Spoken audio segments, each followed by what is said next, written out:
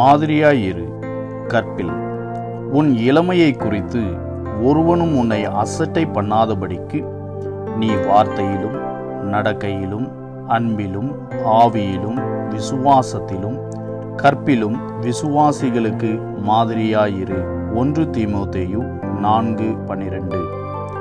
நான் கற்புள்ள வாழ்க்கையை, அதாவது பரிசுத்தமான வாழ்க்கையை பெண்களிடத்தில் மட்டுமல்ல ஆண்களிடத்திலும் எதிர்பார்க்கிறேன். நீ மற்றவர்களோடு பழகுகின்ற பேசுகின்ற விதங்கள் என்னை பிரதிபலிக்க வேண்டும். நீ உன் சரீரத்தை பரிசுத்தமும் எனக்கு பிரியமுமான ஜீவ பலியாக ஒப்பு கொடுக்க வேண்டும். இதுவே நீ செய்யத்தக்க புத்தியுள்ள ஆராதனை. நீ இந்த பிரபஞ்சத்திற்கு ஒத்த வேஷம் தெரியாமல் என்னுடைய நன்மையும் பிரியமும் பரிபூரணமான சித்தம் இன்னதென்று பகுத்தறிவதற்கு ஏற்றபடி உன்னுடைய மனம் புதிதாகி மறுரூபமாக வேண்டும். உன்னை காண்கிறவர்கள் உன்னில் என்னை காண வேண்டும். வேதம் முழுவதும் இதற்கு மேகம் போன்ற இத்தனை திரளான சாட்சிகள் உனக்கு உண்டு.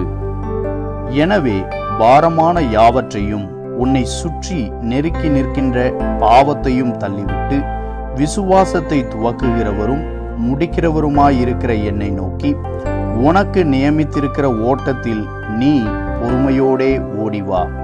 நீ உனக்குள் சோர்ந்து போகாதபடிக்கு எனக்கு விரோதமாய் பாவிகளால் செய்யப்பட்ட இவ்விதமான விபரீதங்களை சகித்த என்னையே நினைத்துக்கொள். ஜெபம்.